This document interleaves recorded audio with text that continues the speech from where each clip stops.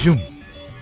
Welcome everybody to the Politica Show. I'm your host, Adam Williams, and with us as usual is the producer of the show, Lucy Schneider. Hi everyone, welcome to the show. All right, today we are going to be talking about a few things, and we're going to start off with 2 years free education, which is something that's going to be popping up in the upcoming 2020 election in the U.S. That is one of the platforms of Bernie Sanders, and it's going to become a populist platform on the left. Anybody competing with him is going to humor it, right?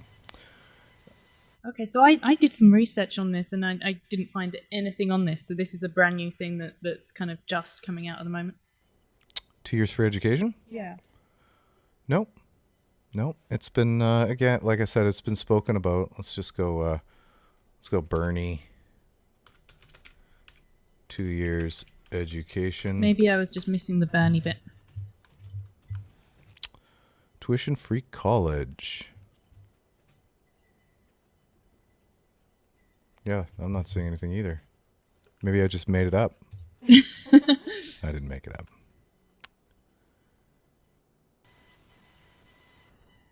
So there's things from 2017.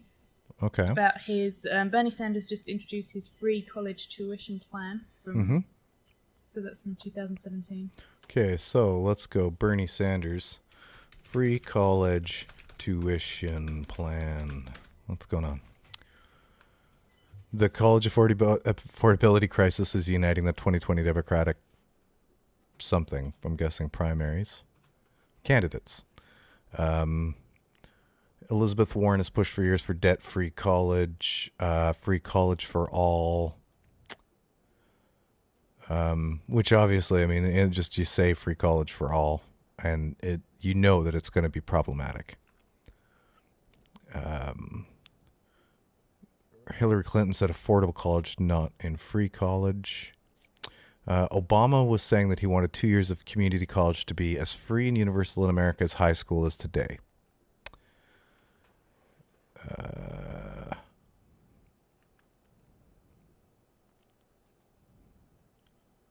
Perhaps he's the most recent seed. College for candidates have offered some solutions. Bernie Sanders' 2017 College for All Act would have lowered interest rates for student loans and allowed current borrowers to refinance their loans at a lower rate. Warren, Harris, and Gillibrand were among the bill's co-sponsors. All right, let's check that out. This legislation would provide $47 billion per year. Wow. To states to eliminate undergraduate tuition and fees at public colleges and universities. Now, the thing is that anybody would think, if they have sense, is that if you're going to institute some kind of a free college, anything, the first thing you're going to want to look at is how much are you paying? It's not a matter of how much you're paying, like some bottom line mass budget thing. It's whether or not the tuition is efficient. So there's a tuition problem, essentially, in the States, and I would argue in Canada. The tuition is so ridiculously high that the student loans end up being ridiculous.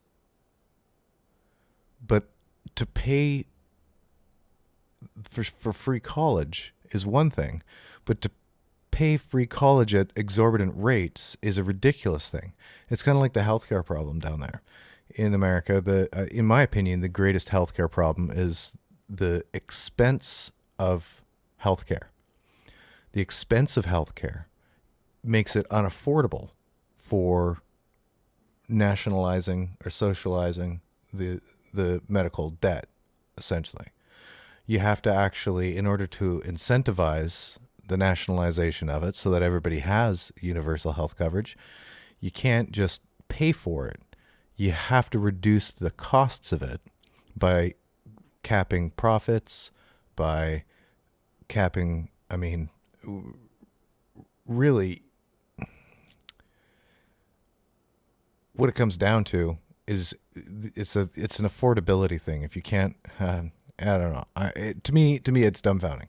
One of the big problems is the pharmaceutical companies and the relationship that the pharmaceutical companies have with the American Medical Association is fine insofar as the information, because they're really the pioneers of the pharmaceuticals, the medicine that we're using to save lives.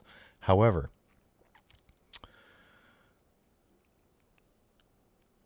the actual economic burden that the relationship between lawmakers and the pharmaceutical companies, and the relationship between doctors and the pharmaceutical companies have, is the problem. As long as lawmakers do not prevent pharmaceutical companies from wild profiteering, then it's simply unaffordable, right? So right now we've got colleges. The first thing that you'd have to ask, if I was president, would be, how much is this going to cost, and how can we reduce those costs? Is there an inflation in the cost of education, and how do we reduce that inflation so that it's reasonable? The other thing is what are you giving free education for? All free education?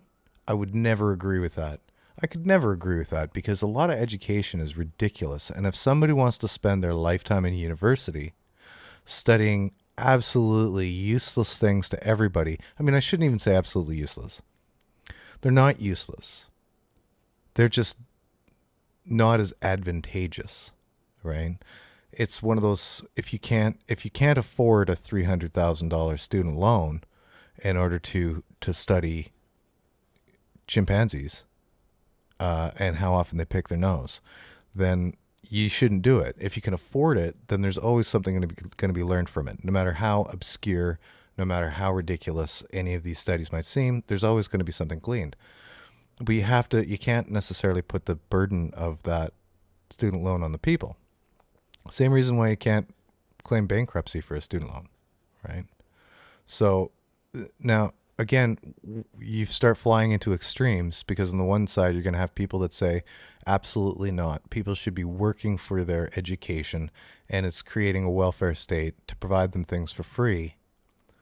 On the other hand, you've got these people saying you should just pay for everybody's education, all of it. Like, there's actually politicians saying that. All of the education should just be paid for.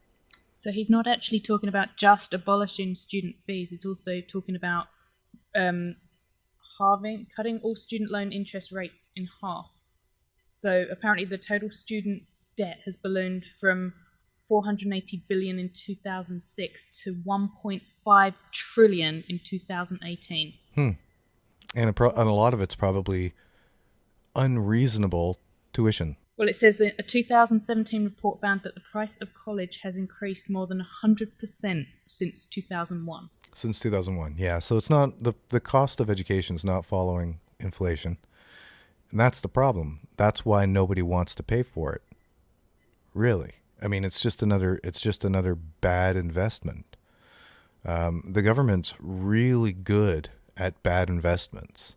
You know, you take anything that would cost somebody $80 to do, and it'll cost them $8,000, because there's 5 assessments that have to be done, and then they will auction off, or what is it? People will be bidding on the job, and they don't necessarily pick the best bid. Everybody knows, especially in small towns, it's going to be the buddy of the person on council that's going to get it at an exorbitant rate, and here's your share. So the government costing people money being inefficient is nothing new, absolutely nothing new. So it's not necessarily surprising that people say, hey, let's just pay for it at all without any consideration about what they're paying for. Same thing as, again, with medicine. Canada has socialized medicine, but the only reason that we can afford it is because we force a particular cap on things, and we can't it can't be unreasonable. The per capita cost of our healthcare system can't be unreasonable. We don't pay any more in taxes than Americans do. Yet we have healthcare. And it's, again, because our doctors aren't pushed relentlessly to give people drugs for absolutely everything. And 2, if we do have to take medication, our medication costs are fairly low.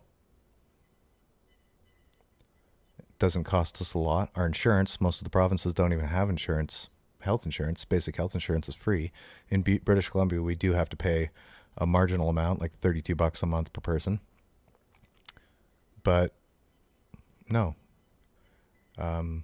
you can't pay for something. You can't afford something if the price of that something is being exploited, is being either forced within government to not allowed to be competitive, you know? And again, there's this market thing that I believe that I don't see a lot of other people believing. I'm sure there's tons of people that say it, but I don't see it.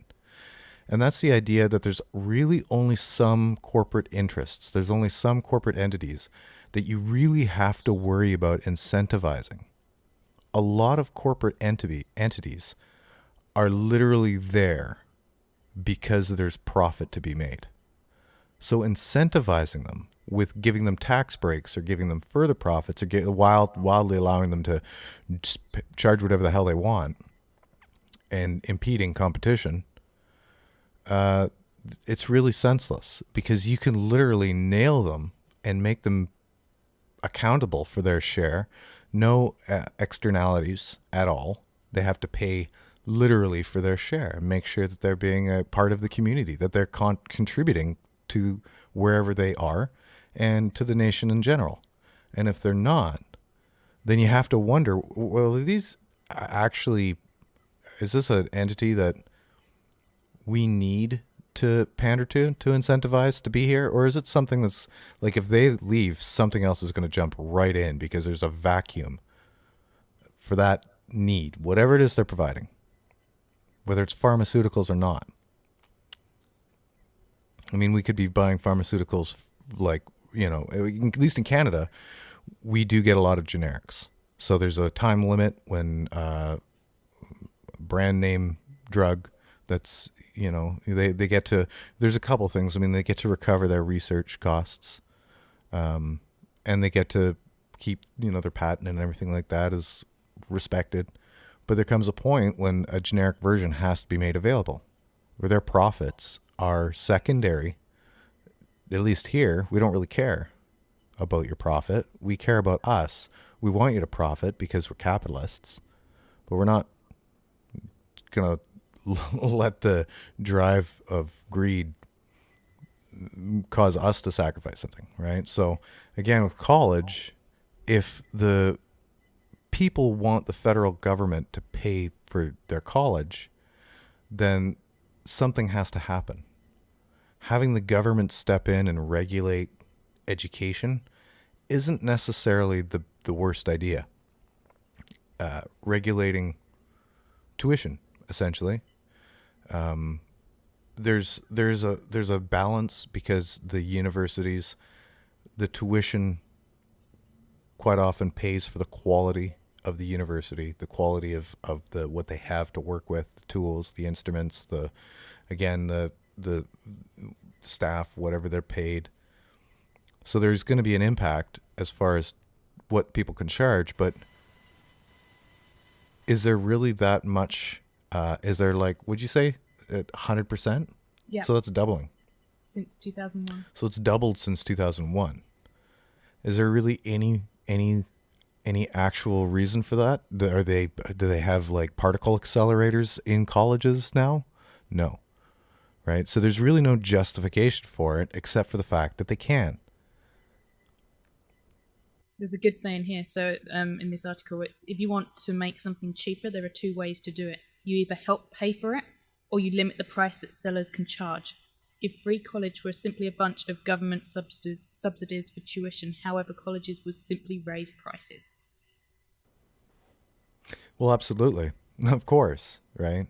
Anything that the government says we're going to subsidize 100% is going to get more expensive, because there's no longer a private incentive. It's no longer capitalist. It's a socialized, nationalized system.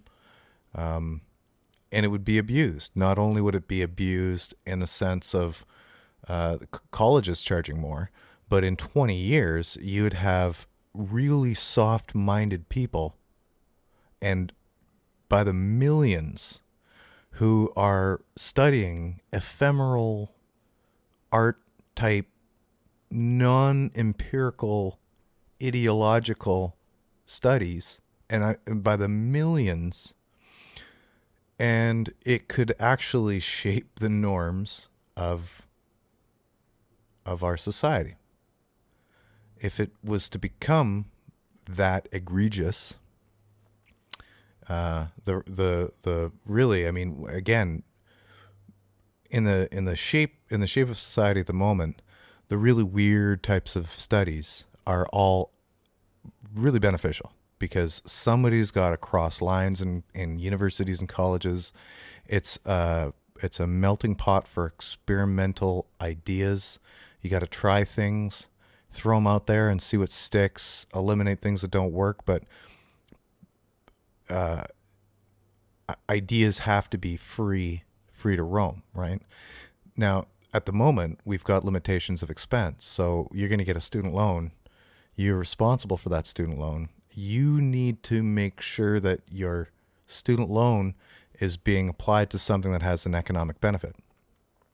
If it doesn't have an economic benefit, then you're not going to be able to pay back your student loan, and you're going to have a really crappy life. And people are realizing that, unfortunately, many the hard way. But it's a reality that you have to contend with. And that reality is a natural limiter on ridiculousness, on lifetime senseless, useless academic pursuit, where if you know that you need to make money, then you will be going into something that makes money, business, healthcare, maybe not sciences, because sciences really don't make enough money, unfortunately. It'd be nice for that to change, but only if you can patent technology, or you're really going to be there. But trade would be a big one. I mean, to offer 2 years free trade education to anybody who wanted a trade education, hello, that would be excellent. That'd be absolutely excellent. We're talking about pulling people out of poverty. The investment of a 2-year education, especially if we're talking not, right now, a ridiculously small college can charge $18,000 a year. That's too much. That's way too much. That's easily $10,000 too much, in my opinion. But let's just say that it's double too much. Let's just say that it's less than double too much. So 18 double is 9. Let's just say 10, because it's more than half because of inflation. $10,000 for a year. That'd be $20,000 that could possibly take somebody out of the system who's dependent on the system currently and has no hope in hell in their mind. I mean, they have plenty of opportunity, but they're not aware of it necessarily. They can't see the link. It's really only after people achieve success and find opportunity that they think, oh boy, that was easy. When somebody has no opportunity currently, it's like staring into a black hole. 2 years free trade. We've got plumbers, we've got carpenters, we've got roofers. It makes absolute sense. We've got nurses. If we could have nurses, if we could have accountants, if we could have business administrators, if we could have scientists. I mean, scientists is probably one of the least easy to appreciate. Yet at the same time, you're watching this and listening to this over the internet. We're recording on a micro Four Thirds camera. We got computers in our pockets. Everybody's got a computer in our pocket. I mean, we're Star Trek land right now, minus Chewbacca. Right. That was purposeful, by the way. Purposeful. We are living in a highly technologically advanced civilization, specifically because of the scientists. So you really can't, and I mean engineers, scientists and engineers. Let's just be real. Let's put engineers above scientists, right? But there's a lot of things that science has definitely, well, I think it goes without saying. You're probably being powered by nuclear power right now. Here in BC, we are in hydroelectric power, which is actually kind of a segue. Do we want to segue or do we want to keep waffling on this? Sure, segue's good. Segue into power. So another thing that's been coming up, particularly because of Trump, is coal power and nuclear power. And I mean, I think that it's hilarious because, again, the bifurcation of people between nuclear power is the cleanest power in the world and nuclear power will eventually kill us all. So quite a divide. You don't really meet too many people who, unless they simply don't think about it. If you don't have an opinion, then you'd probably not have an opinion. But So what's your take on both those opinions? what the opinions? Well, I think that saying that nuclear power is the cleanest power in the world is absolutely insanity. I think it's insanity. Nuclear power is constantly producing waste that we have nothing to do with except for throw it in holes and hope for the best. And that's a really, really bad way of going about it. Here in Canada, we created some tunnels in the Canadian Shield, which is the most stable, really in North America, it's like the most stable land. It's been around for a really long time, and it's just like a big chunk of rock. So we can drill into the rock and create a bunch of tunnels and store a bunch of nuclear waste, probably mostly for America. Sorry about that. Yeah, but really there comes a point when it's just not very efficient. The only one thing that a lot of people aren't necessarily aware of is the difference between nuclear power and coal power and natural gas power is the fuel that you're using to heat the water. And that's it. So you've got a water generator, turbine system, electrical generator that's running off of either thermal heat from the natural gas burning, thermal heat from the coal burning, or heat from the nuclear reaction. Either way, it's all just heat that's heating water that's then pressurized and goes through a turbine and creates electricity. Whereas hydroelectric is water falling from a high distance, going through a turbine, pushing it, creating the electricity. Geothermal is thermal pressure from under the ground, heat pressure created from thermal vents that runs a turbine. Wind is obviously the wind pushing the fins of a fan that runs the turbine. And you got ocean currents running in and out that power turbines. So obviously none of those need an additional power source. They are their own power They source. are their own power source. Absolutely. Really, I mean, the rivers that the very first hydroelectric plant was built by Nikola Tesla in 1904, I believe. And it was built in Niagara Falls. And it was also the first AC power because before that it was all DC power. You had to have plants or generators really close to everything because they had a limited distance that they'd go. And DC just pumps out a solid stream. Where once they converted to alternating current, which basically fires an electron one at a time through the two wires that create a 240 volt, it could travel a great deal further. So they've built the hydroelectric plant with AC generation to transmit AC power throughout the eastern, suppose it's not the seaboard, it would be the Great Lakes board, around the Great Lakes. So that was the very first one. And again, it's still running today as far as I know. Now they've probably replaced the turbines. I'm guessing replaced a great deal of it, but I doubt they've rebuilt it. Maybe they have. I don't know. I'm not actually aware of that. Then some years later, I believe it actually in 1907, the second hydroelectric plant was built in Maple Ridge, where I spent a lot of my life. And it was built at the Stave Lake. I'm pretty sure, yeah, Stave Lake. And provide electricity for the Greater Vancouver area, or what was the Greater Vancouver area at the time, which really wasn't that much. I believe New Westminster was the business center and everything like that, right? So this is hydroelectric. I mean, but the water just falls once in a while, obviously something breaks down. You got to change turbines here and there, but rain falls, forms rivers.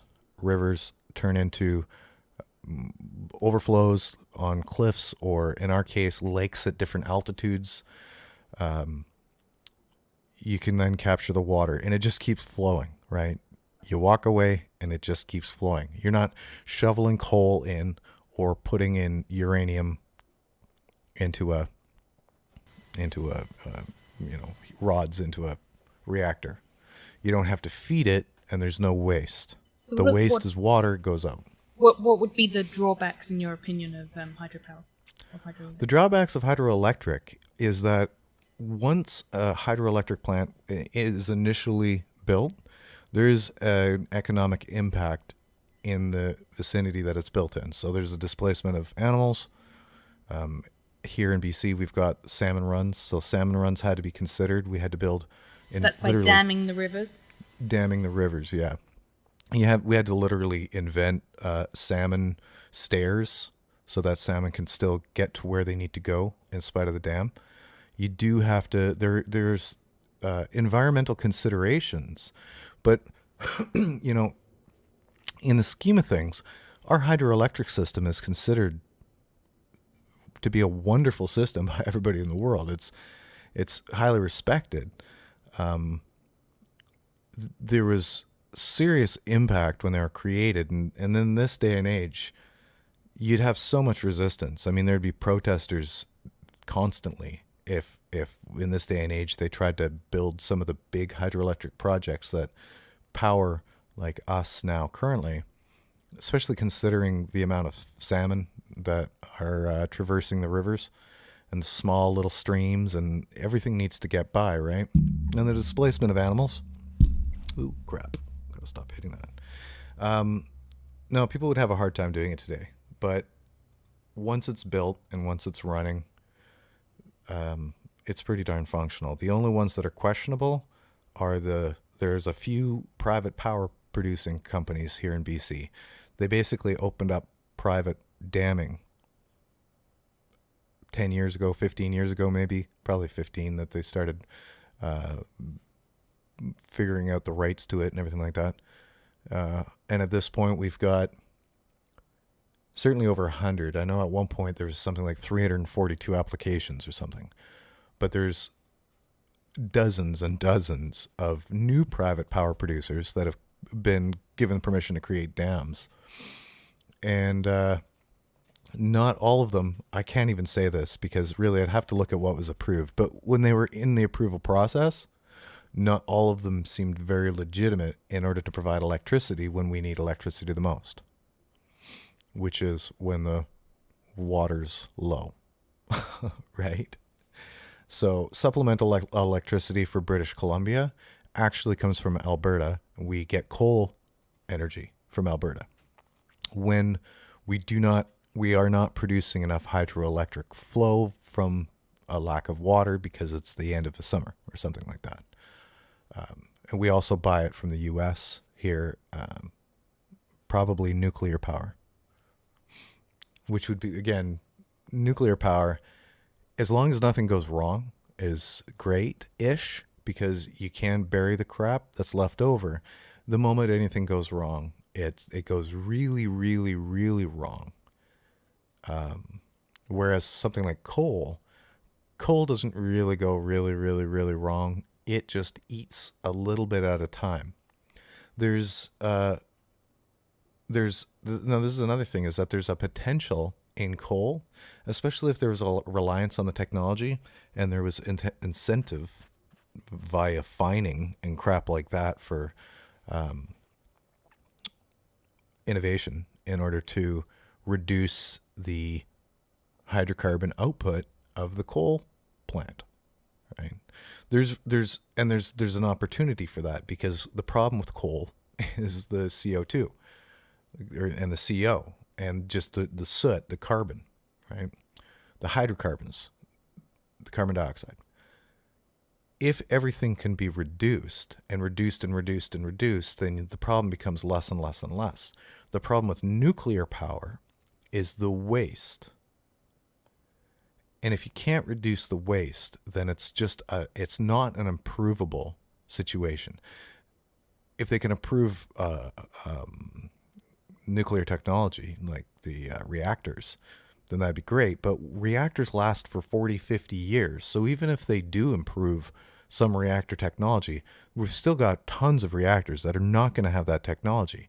So again, where you can improve on a coal plant by adding things to the smokestacks, or somebody just recently, literally, I think I saw it on the news today, created some metal catalyst system to literally eliminate CO2 emissions from coal plants. And I mean, they would be something like that, right? If you look at the chemistry, it's going to be some type of a metal catalyst. I think that's in fact how we've gotten, at least one stage of how we've gotten to cleaner coal power as it is. Now, if I sound like I'm pro coal power, that's because I completely am. But you got to give me a moment, because I'm not a psychopath and I'm not here to kill everybody. But just if you simply break down, first of all, national security, there's a good reason for coal. If anything happens to the power grid and there's a supply chain issue in the power grid, nuclear rods might not be the best thing to have to be transporting around. Coal is easy to transport around. You can truck it if you have to.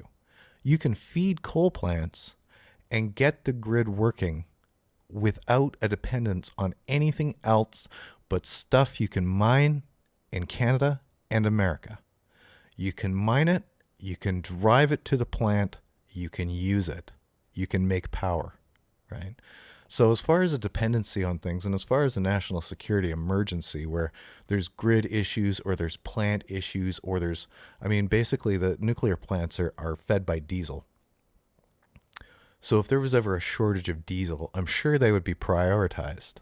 But again, what happens if, like Fukushima, the cooling part, the water conditioning, the cooling that's diesel powered, is eliminated? Again, you've got a problem, right? With the coal, you're not going to have that problem. If the power gets cut or something gets cut or there's a bomb or there's an earthquake, you're not living beside a bomb waiting to happen.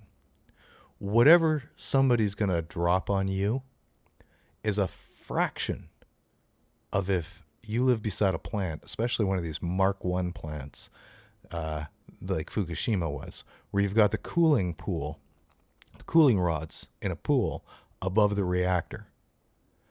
The magnitude of radioactive exposure is just simply not worth it.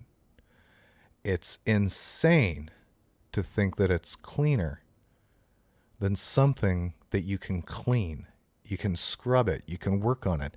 Now, if coal's whittled down to 7%, 6%, then there's no incentive for innovation. Again, if it's up at the 30% mark, then maybe there's more innovation incentive, because if a company can create something that helps the emissions for coal, or helps the mining for coal, or helps the even whatever, sequestering whatever, being able to utilize stuff, whatever. If it was 30% of the power, what is the percent of the power again? You had that up. Okay, so As far as produced goes. the US primary energy produced? Yeah, because at that point, hydroelectric was 3%.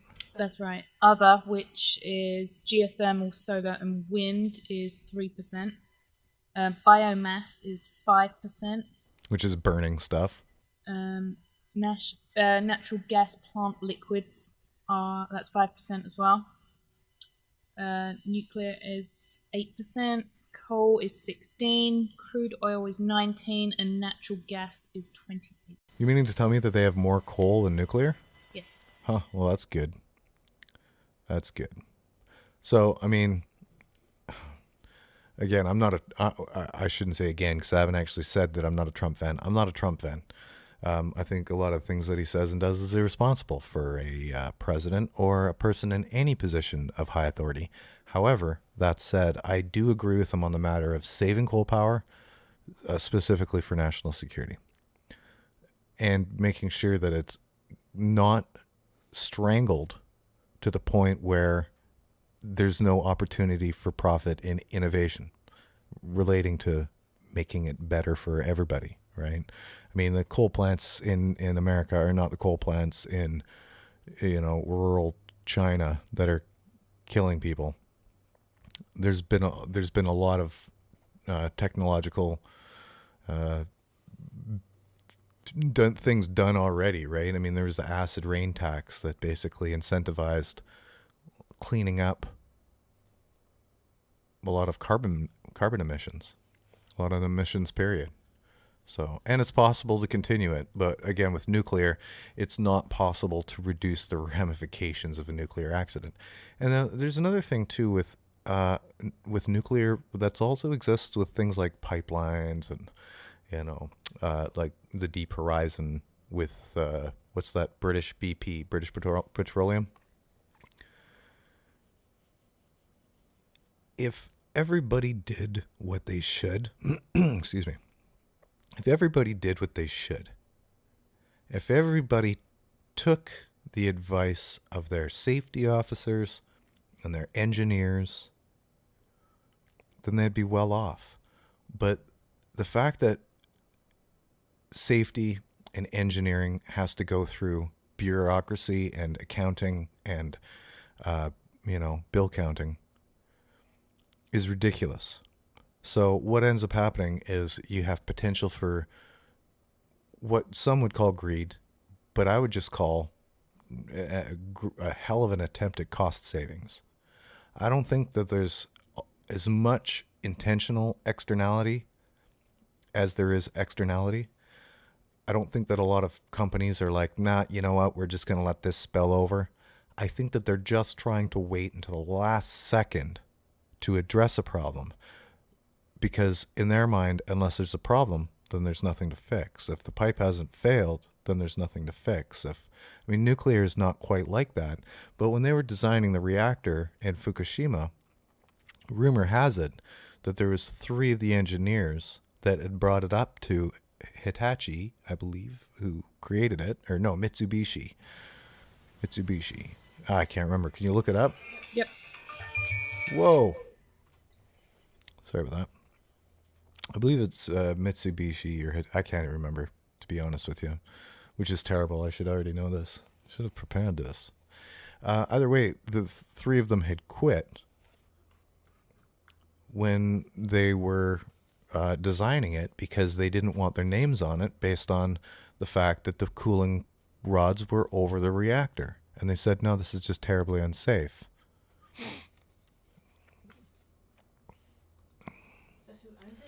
Fukushima Mark 1 reactor.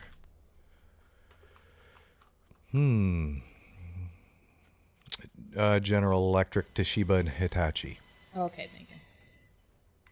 Okay, so yes, Hitachi. Yeah. Mitsubishi.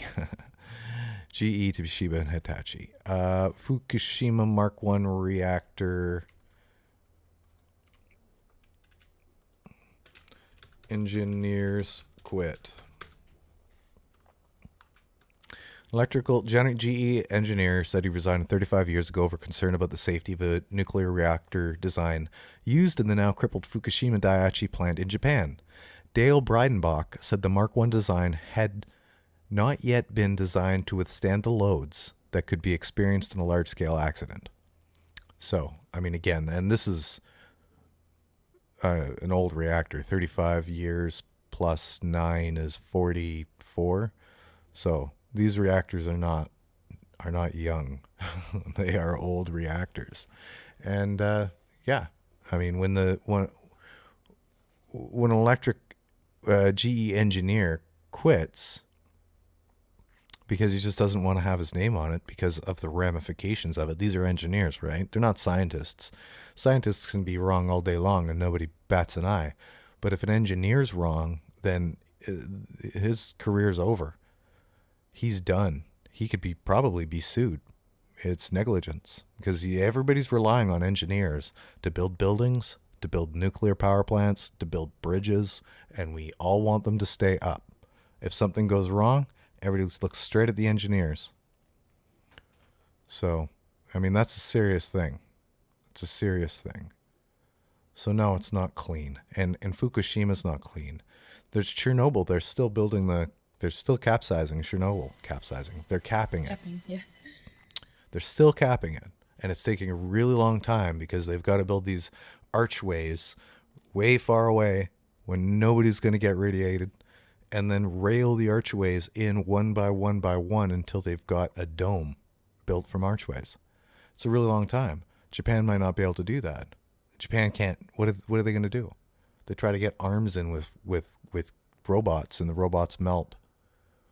Fukushima's still going on, and it's going to be going on for sure for the remainder of my life.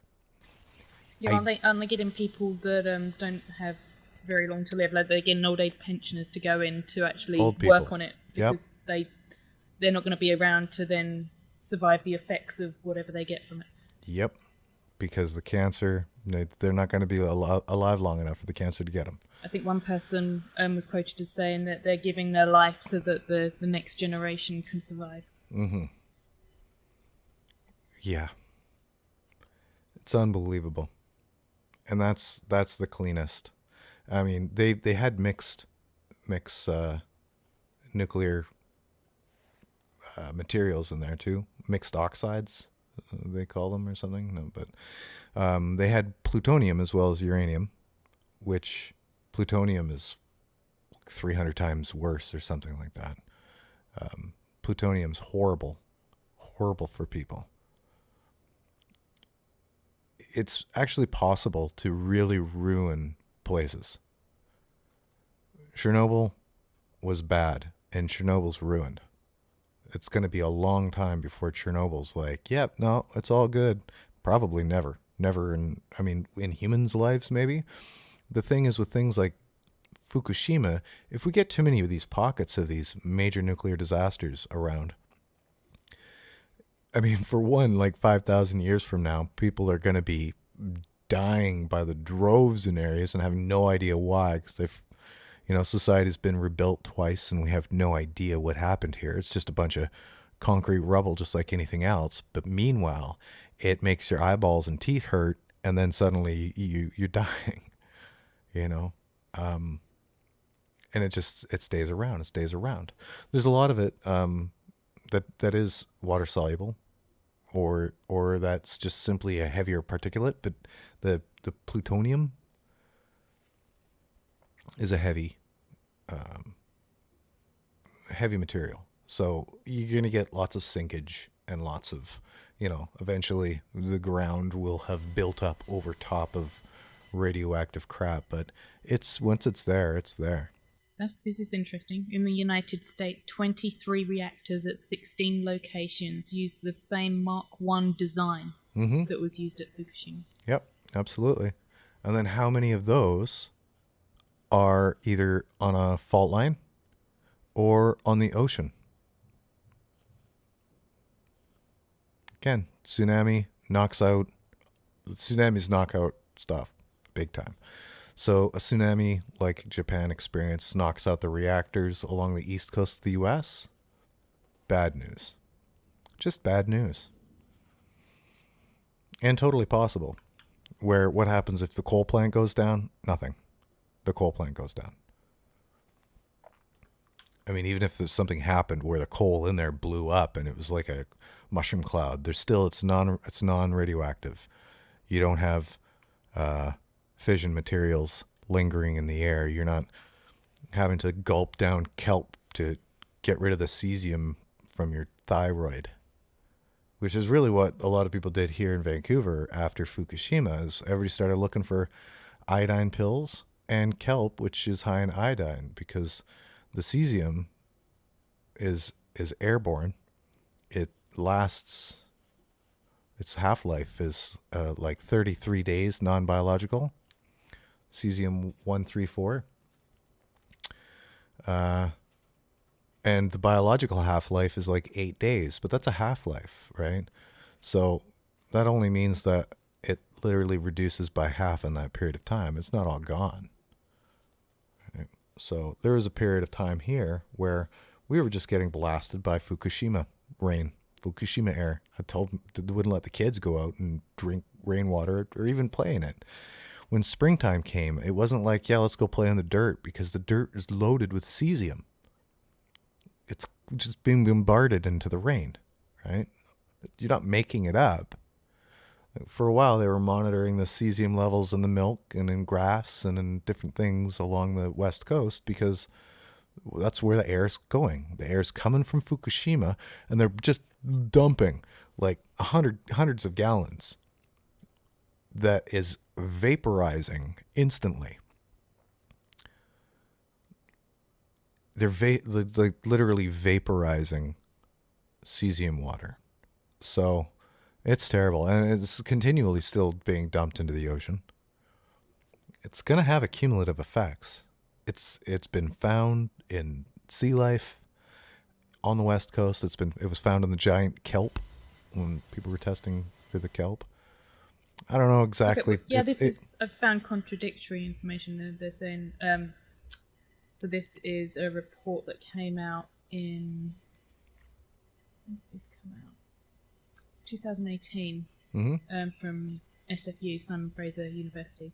So they did lots of testing on the Pacific salmon, and in particular looking for isotopes cesium-134 and cesium-137. And they found no samples.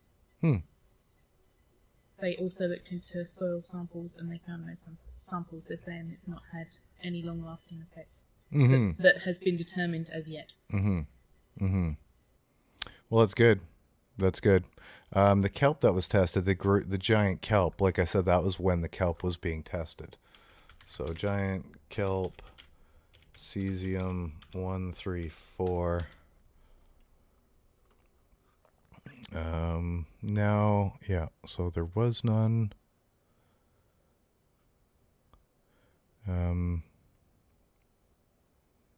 Yeah, so in 2012 it was detected.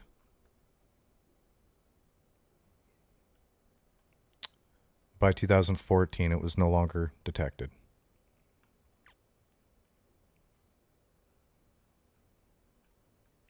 Which is good. I mean, I believe the detected levels went for maybe 2 or 3 weeks in grass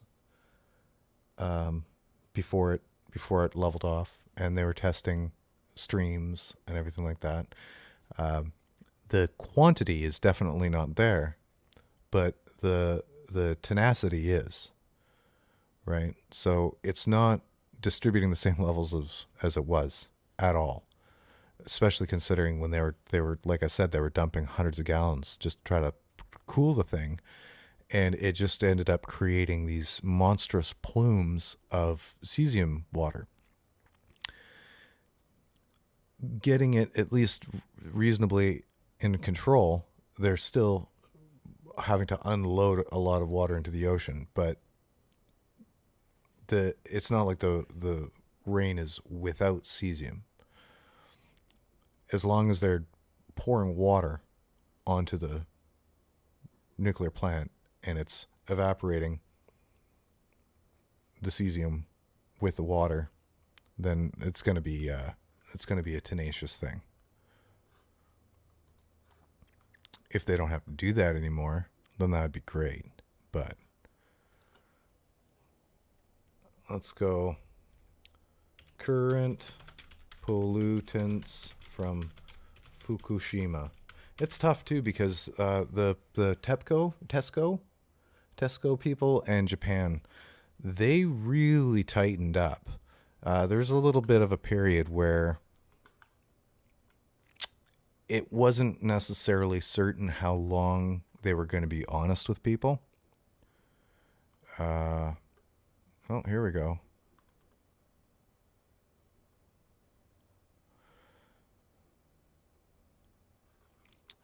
But radioactive water. Okay, Fukushima #1 cleanup continues, but radioactive water and rumors also prove toxic. They've got mostly as green zones where people can walk around. 7 years after the crisis started, TEPCO still needs to keep pouring water over the melted nuclear fuel. The water eventually mixes with tons of groundwater and continues to seep into the damaged reactor buildings. To contain the ever-increasing volume of polluted water, 850 tanks have been built. They contain 1 million of the 1.1 million total capacity, which is good because whenever they get a capacity, they have to dump it. Same thing as nuclear plants, though. There's a nuclear plant in I believe it's in Toronto. It's on the Canadian side. They ended up having to release, I can't even remember, it was maybe 3 or 4 years ago, but they ended up releasing a whole shit ton of radioactive material into one of the Great Lakes.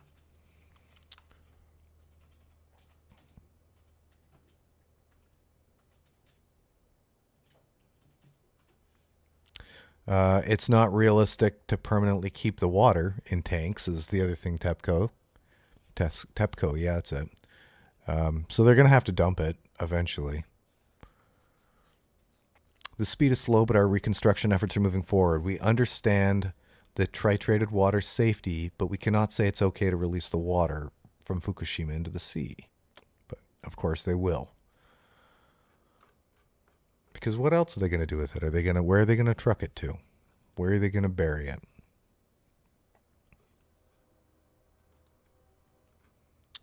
Current air pollutants.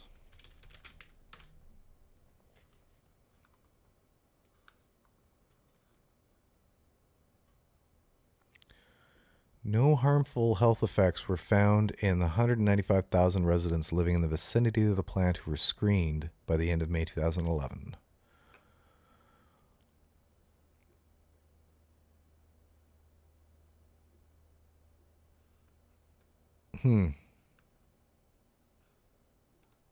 Here we go, Stanford. Oh, crap, I keep hitting that. All right.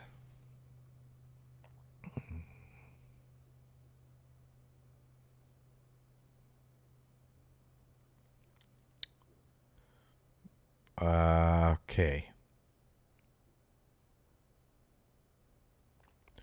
Here's a guy who's studying. This is on Stanford Freeman Spogli Institute for International Studies. How did the Fukushima disaster affect air pollution? By Katie Gable Chewy. And during the core meltdown, radioactivity was released as fine particulates that traveled in the air, sometimes for distances of tens of kilometers, and settled into the surrounding countryside. The highly radioactive cesium isotopes formed in the reactor by condensation from a silica-rich vapor, formed in the melting of the core and concrete, blah, blah, blah. We described the identifications of fragments. Oh. Okay, this doesn't say anything. Where's the actual... Where's the... Where... Oh.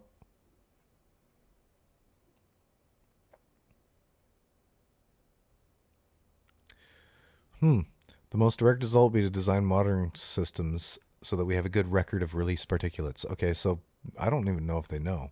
Do they know? I mean, there's people who have done, I'm sure, done like mathematical stuff, but trying to assess. Maybe Fairwind's guy. What's his name? Fairwind's Arthur Gunderson? Or Arnie Gunderson.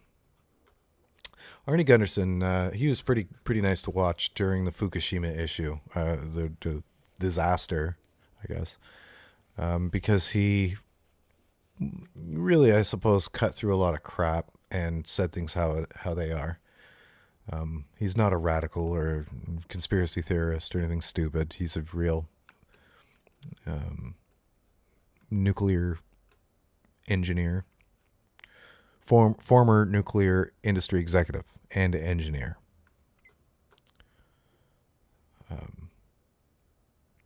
But yeah, I mean, it would be interesting to find out from somebody who's actually in the know what kind of potential, likely, probable particulates are still getting here. It's going to be low, incredibly low, right? Otherwise, it'd be detectable. People would know. There's actually a lot of people who bought Geiger counters, and not just the type where you try to, you basically touch it to something, but also the kinds that have a fan. They suck the air in, and then they detect nuclides, radioactive nuclides. And people would be raving if there was detectable levels, right? Even indetectable levels, though. Any levels, I'm personally not really necessarily comfortable with. When you start talking about nuclear radiation, or not nuclear radiation, but nuclear particles, they produce radiation. And if they do get lodged into a fat cell or something happens, they're a persistent source of radiation. So avoiding them, man, that's something. Solar power doesn't produce that. Wind power doesn't produce that. Geothermal doesn't produce it. Hydroelectric doesn't produce it. Even coal doesn't produce that level of threat. So again, the cleanest energy in the world, man, I don't know about that. I mean, I don't really know what the cleanest energy in the world is, but nuclear wouldn't be high on my list. In fact, any energy source that you have to keep filling, like a fuel source that you have to keep replenishing, whether it's natural gas or coal or nuclear, that's, again, no, it's inefficient. You've got plenty of ways. America's a huge country. You got to have hydroelectric potential somewhere.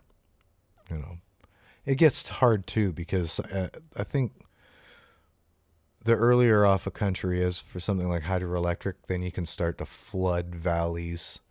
There's nobody cares. The people there don't quite have enough of a voice to make a bicker, and just do what you got to do. But ultimately, the price paid for hydroelectric, in my opinion, is certainly well worth it. Even for geothermal, if you have the potential, you should take it. That's one thing too about nationalizing power, or at least nationalizing the incentive for people to create power, which I think all countries do, even the States, is there aren't perfectly ideal places all over the place for anything. You'd have to put the solar power where you have the sun. You put the wind power where you have the wind. You have to build the geothermal where you have the geothermal, right? The ocean you can pretty much put everywhere, as long as it's not impeding with water traffic or something else. But I mean, it's actually doable, but it's not. Everything isn't doable everywhere. So specific areas have to be incentivized to do that, just in order to get that technology. We're still rolling. I can see the red beeping light. So we're 1 hour. 1 hour. Wrap it up. We're getting pretty close to done here. There's a lot of waffling. I do ramble. I'm known for that. Okay, so what else do we got on the list here? Or should we save them for a different time? We could. A lot of stuff. We could. I mean, we could skip this one here and just go with this. And let's just talk about it a little bit.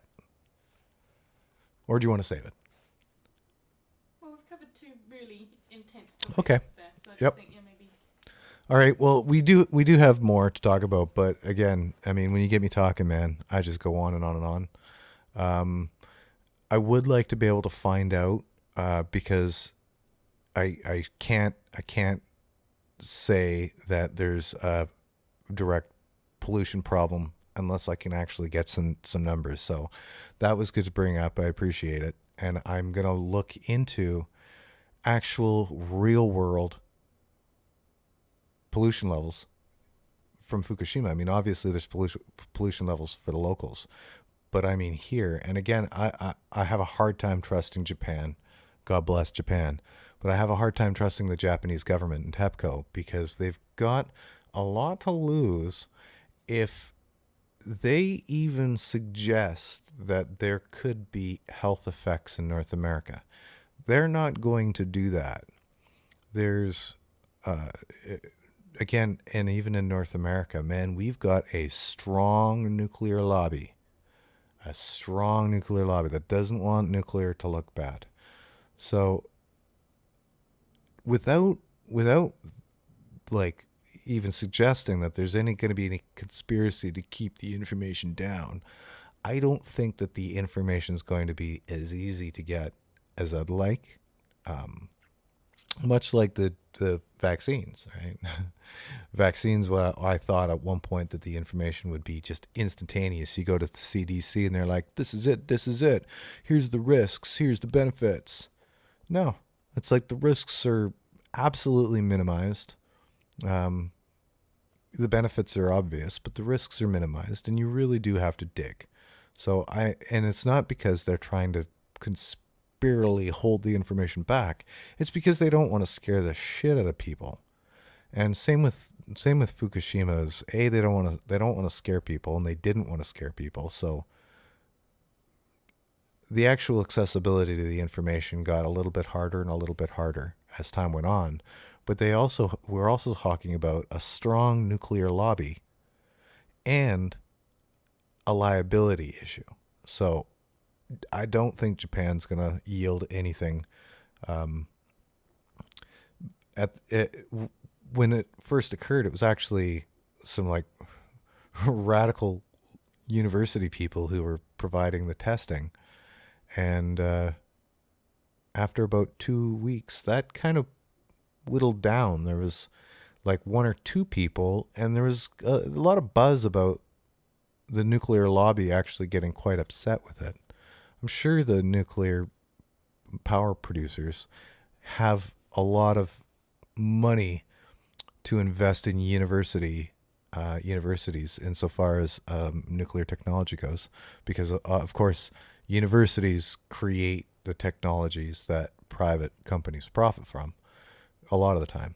So it's a giving back, and not only a giving back, it's because they are the recipient of the technology when it comes down to it.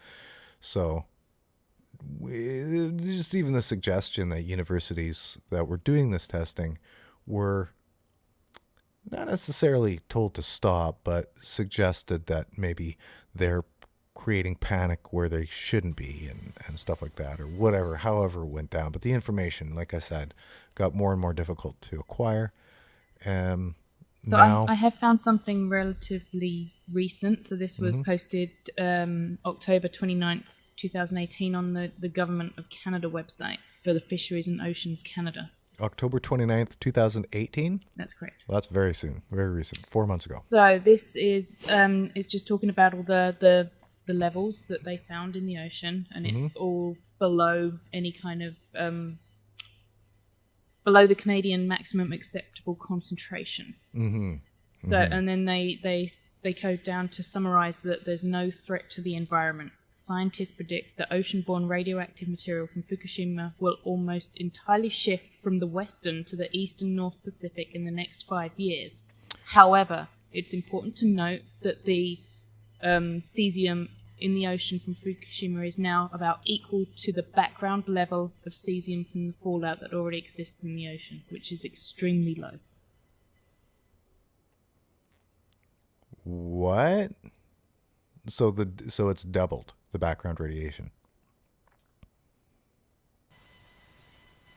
It says, even though the future radioactive cesium levels in the eastern Pacific are expected to increase due to ocean transport, the levels will remain low and stay well below levels that are of concern to human health and environment. Which is a questionable thing too, right? Like the acceptable levels of mercury, the acceptable levels of radioactive nuclides in the human body is exactly 0, right? So one of the things that the acceptable levels is, and it frustrates the hell out of me, is it's actually qualified by the number of hours in an airplane.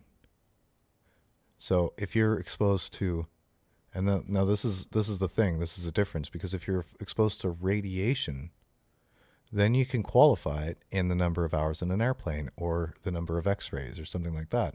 But a radioactive nuclide, a radioactive particle, is exposing you to radiation continuously.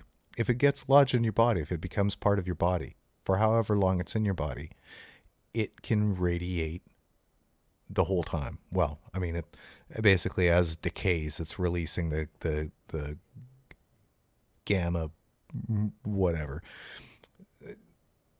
So it's a completely different thing, right? It's like talking about smoking and then saying, well, how many cigarettes of secondhand smoke is it? And comparing that to smoking. I suppose that's a terrible example, but no. The acceptable level of radioactive material in your body should be 0 by all measures, because it doesn't just constitute radioactive exposure like an X-ray that exposes you and then stops. It's actually material that's exposing you to radiation multiple times, numerously. And depending on the size of the particulate, it could be, I mean, it could outlast a person. I would say most of the time it wouldn't, right? Because in order for cesium to be airborne, it's going to be a small enough particle. That would be another interesting thing to find out, would be how large the particle can be and still remain airborne, and what's the average size of the particle, and how long is that going to last at the 8-day biological half-life, right? What's it going to do? Is it really equivalent to an airplane ride? Or is it equivalent to a piece of radioactivity in your body that's... So now what I want to know is, with that study, they're saying that the number, that it does not exceed. Do they give you the becquerels or Siemens? Do they give you they give you a quantity? The maximum acceptable concentration for cesium-137 in drinking water is 10 becquerels. 10 becquerels per liter. Per liter, yeah, 10 becquerels per liter, which is crazy. Like, that's acceptable? Is it really? So now let's go back to the background radiation, because the background radiation of cesium is theoretically dropping year after year after year after year after year, right?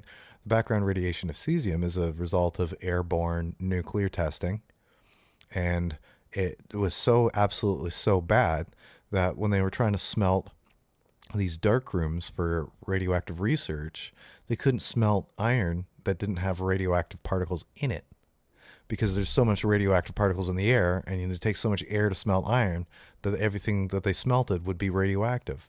So they actually had to lift up boats from the ocean that were smelted. The iron was smelted prior to nuclear testing, so that they could cut chunks out and weld them together and create these rooms, so that they could do dark room nuclear radiation testing on objects and stuff like that, in an environment that in and of itself is 0 radioactivity. Ooh, crap, that was a big bump.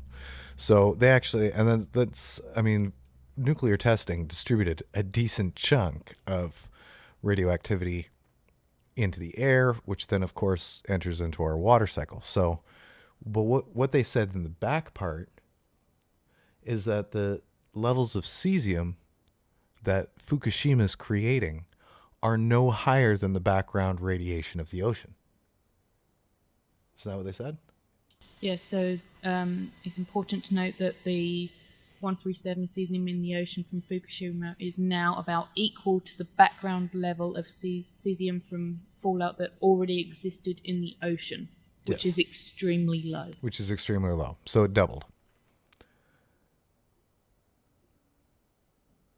I mean, it's the same level, right? So we put two things of the same level together, and it's going to increase the level. Like, no matter what, it's going to increase the level. So the nice thing about the oceans is that they're really big, and so things do dilute. Nice thing again about cesium is the half-life, biological half-life, is pretty short. So there's a good chance in the chain of things eating things, eating things, eating things, and we eating them, that there's going to be none, absolutely none by the time we open that can of tuna. Hopefully there's none. Will they be will there be radioactive particles in the food? How could there not be? To say there wouldn't be would be ridiculous, because there's going to be levels of it and there's already levels of it in our food, right? Again, you almost have to like measure the minimum amount of radioactive nuclide exposure that you can possibly have and call that an acceptable level. Because if the government tried to regulate it, they couldn't bring down the levels of cesium in, I mean, I doubt it's really prevalent in our drinking water, but it's still going to be in our drinking water. Again, and that's allowed as long as it's 2 becquerel per liter, everybody's happy. 10. Well, exactly. So as long as it's 2, everybody's happy. If it gets above 10, then you've literally got a problem. But you're not aiming for 10. You're aiming for much less than 10, hoping for less. And really, you'd love to be 0. But in the case of background radiation from nuclear testing, it'll be a while before it's 0. If we stopped using nukes now, nuclear power plants, and we could absolutely ensure that there was no more cesium traveling around the planet, then eventually the levels of airborne cesium and oceanic cesium would just go away. We wouldn't have an exposure to radioactive particles that we have now, that everybody has now. And it's crazy. So now we're literally increasing the background radiation of the ocean. Like, that's a lot, hey? They say it's no biggie. Well, they That's go a on to lot. say that it will likely peak in the next 2 years before leveling off. Yeah, before it just half-lifes itself into big chunks are left over, but most of it's gone. Yeah. I don't know, man. I think if there wasn't human greed and human error and corporate greed, I would never think that a corporation's going to try to externalize the expenses of something nuclear, because I'd hate to think that somebody was that evil and horrific. But in the absence of perfection, there's a danger. In the absence of guarantee, there's a danger. And I really don't see that with hydro, as much as it's got, like I said, that initial bump. And renewables, I mean, any time that we can increase our renewables, especially when there's a gigantic dependency on natural gas, is a good thing. Because the natural gas, it's limited, man. It's limited. It's not renewable. 330 million people plus 37 up here in Canada. We're eating up a lot of fuel. The more fuel independent we can be, the better. Ultimately, the less hydrocarbon emissions we can have, the better. I would never aim for 0. I'm not a utopian. I don't want 0. 0, sure, if we could do it. But the costs of even trying are ridiculous at this point in our civilization. But reduction, yes. We have the capacity for reduction. Reduction of our CO2 output would be conservative no matter what. No matter what. We need to at least manage ourselves. There's nothing conservative about being irresponsible at all, whether it's just simply being short-sighted. You can't say that people wanting to exploit the planet are a bunch of unruly conservatives, because there's no actual conservative who would ever want to exploit the planet. That is irresponsible, and it's an externality. It's like cutting off your nose to spite your face. It's very short-sighted. And it just says that you don't know what the future means. You're not an adult who understands that there's a future to work towards and that actions have consequences. So it's not a conservative thing, and it's certainly not a liberal thing, at least not in modern day liberalism. I mean, even a classical liberalist would not say that. I mean, it's not a political thing. It is a money causes people to make horrible decisions thing. You're, not going to take money out of politics, but as far as making bad decisions go, we have to be accountable for the bad decisions. If another country wants to have reliance on nuclear power, I hope it's a country that's really, really far from here. America wants to bolster the nuclear power, at least the nuclear power lobby does. And, whatever, power to you. I hope nothing happens. I hope they're new reactors. I hope you fix your old ones. But, and Canada, I hope we fix our old ones. But I'm fortunate, I'm really thankful that here in the west coast of Canada, we do not have any reactors. We're on a fault line. I mean, there's one right down in Washington State, the Long Island reactor, and there was some scare in '93 or some crap. It's really discomforting being on a fault line, being on the ocean, the west coast. We're really we get a lot of earthquakes. So I don't know, man. My whole point in this wasn't necessarily to shit on nuclear. My whole point was to bring up the idea that coal power as a backup at the very least is incredibly useful for national security, but it can't exist as a backup and be efficient. It has to be given at least enough priority so that there's profiting in innovation to keep lowering the carbon emissions, to keep lowering the endangerment of people in mining. I mean, if we can mechanize mining, that would be good.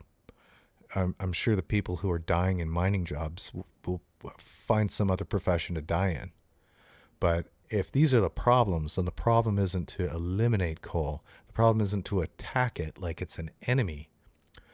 Because bottom line is that it's going to serve a seriously high purpose one day if there's ever a state of emergency where everything else just simply becomes either unavailable or too dangerous. If there's roads that may or may not be dangerous to drive on because of whatever, be it bombs or be it just shaky infrastructure, you're not going to want to send nuclear rods on, but a truck full of coal can motor on. Some good old American trucker busting that coal down, they'll figure it out, right? And it's a matter of independence at that point. This is an important thing because it's independence. You can clean up your coal, but you can't clean up your dependence. And I don't know how dependent they are on natural gas, but I think if the pipelines that are starting to really collect in Canada going down there is any indication, then I'm guessing they're buying some off us too. I wouldn't doubt if some Alaskan pipelines just used Canada as a little go through. But no, I mean, really, right? And Canada too. I wouldn't mind seeing Canada get away from nuclear and try to at least exploit on a small scale the safety benefits that coal provides. But I mean, certainly, you talk about pollution, and then what is that? What was that? I'm gonna look that up because I mean, you talk about clean power and pollution, and then a nuclear plant dump Great Lakes. I think it was Lake Ontario.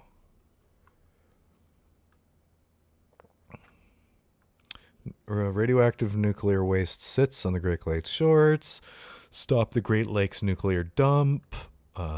Should we dump nuclear waste near the Great Lakes?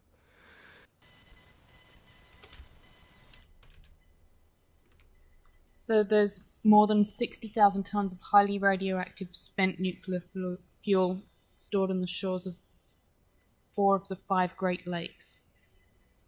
In some cases, mere yards from the waterline. Nice. The That's spent always fuel good. is partly from 15 current or former US nuclear power plants. But most of the volume stored along the Great Lakes, more than 50,000 tons, comes from Canadian nuclear facilities. Yeah. I tell you, man. Some clean power right there. Some clean power. It's got nothing on our hydroelectric. That's just keeps on the river. The river flows. It falls. It powers. It continues on its way, and honestly, it's just amazing. It's just amazing. But you guys let us know in the comments what you think. Are you pro-nuclear? Am I a hippie talking crap? Obviously, I'm not a hippie talking crap if I'm talking about coal, and I'm quite pro-coal, especially in the consideration of national security. However, I'm sure somebody will say that I'm a hippie talking crap because they are really big fan of nuclear, and everybody's just a whiner. And, you know, there's statistically very little evidence that nuclear power plants have negative effects on people. And I'm sure that there will be continue to be zero evidence that nuclear power plants have an effect on everyday people. It's probably in the interest of everybody, in fact, simply because people need power. And the nuclear power plants provide a lot of power. And in a lot of cases, I mean, if they had nuclear power plants simply in areas that is a good place to have a nuclear power plant, super stable ground, they've got somewhere to bury it. They've, you know, bedrock goes down. It's aces. There's no, you know, they're not going to mess with the water table or anything because they can go super far down. Then it would be one thing, but to just scatter them all over the place, especially on shorelines and fault lines, and then, I mean, at that point, you just paid probably hundreds of millions back in 1984 to build that plant. You're going to get 50 years out of it, 45 or however long is even legal to get out of it. You're going to get it out of it. And it's a stroke of luck if something doesn't happen. Not only that, but you're creating a whole hell of a lot of waste that I don't know what you plan on doing with. You can only radiate so many tampons, and eventually the holes will get bigger and bigger and bigger. But let us know what you think. What was the other thing we were talking about earlier? It was free education. Let us know what you think about free education. 2 years free education. I mean, I don't even really know if we waffled enough about the 2 years free education, but it'll always come back again. If you have any questions about it, or you want clarity on what the hell we're talking about, yeah, if anyone brings up say any it. good points, we'll mention them in one of the next episodes. And even the 2 years free education, even if you were to give it to everybody, because the way that the divide in income is working these days, if you were to say, okay, well, if you make $1 million or more, well, let's just say, suffice to say that somebody who makes $1 million probably isn't going to be getting an education. And if you make $1 million and your kid needs an education, then let's just say there's not enough people making $1 million or more a year to actually try to regulate it and make a department for bureaucratic crap just to make sure that rich people don't get 2 years free education.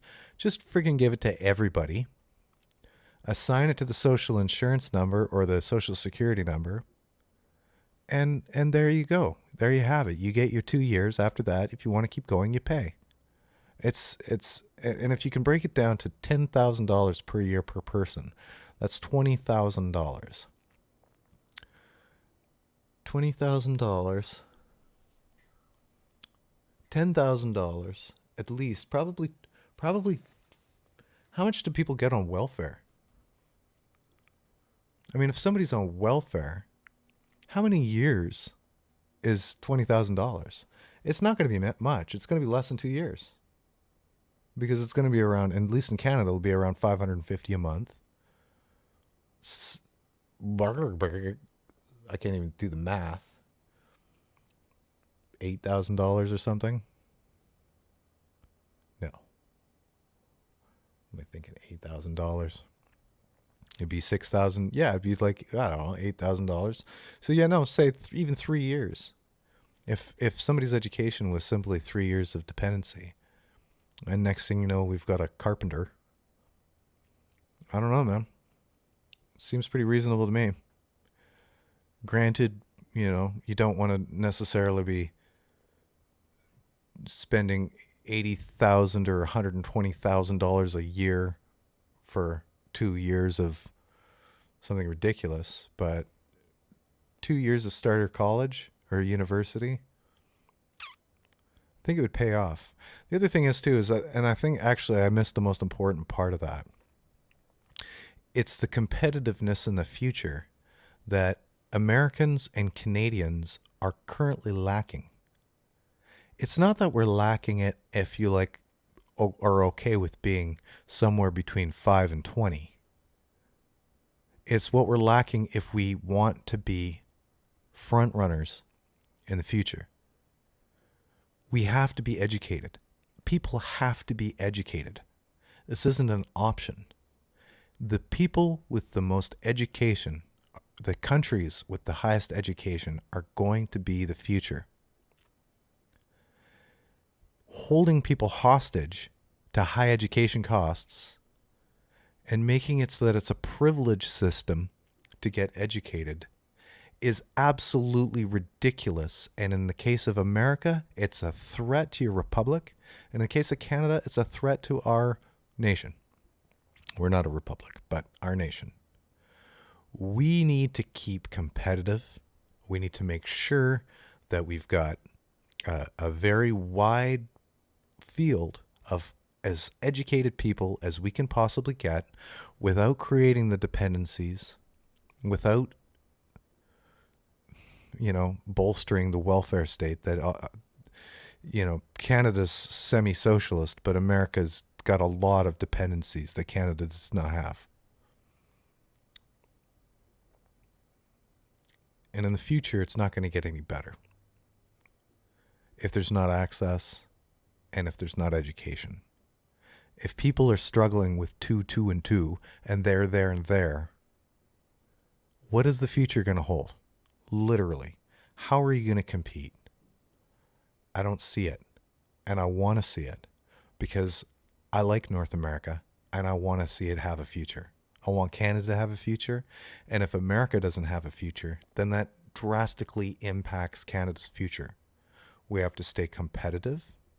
We have to be able to create and produce and innovate. We have to stay on top of the world, not as a dominant force, but as a contributing force. And education's the way. If you don't waste money on anything else, then waste money on education. If you're going to err, then err towards education. Even if it means shaving off one of the 400 military bases, or even 5 of them in the whole world. The military budget of America is so crazy that you can literally take like 85 billion or something and just nobody would notice. Yeah, you need to have your prowess, but I'm saying, come on. It's a matter of the future. You could not possibly be a patriot and not want to stay competitive, not want to return to a place of leadership, because you're not in leadership right now, and we're struggling with leadership. The world, we are lavish. I'm using a Lumix camera and a computer, but we don't make these things. Could we? Maybe. Well, why don't we? Well, they're cheaper somewhere else, but unfortunately, the cheaper somewhere else, we've become dependent on. We're becoming dependents. We're becoming a technological welfare continent, and the government, the people, our parents in the situation, is Asia, where we've become dependent. If they cut us off, we're absolutely and completely screwed, because we don't have the people with the education to step up and innovate and manufacture and create. It's a serious thing. That's to me, that's the real piece. Anyway, that's my waffling. Thank you all for joining us, and I hope to see you again. Please leave a comment.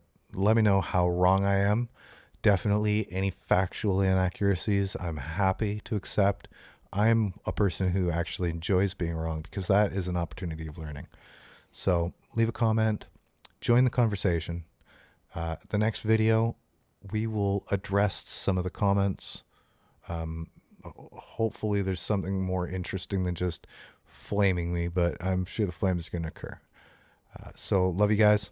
Thanks for joining us. I'm Adam Williams, and this is the Politica Show.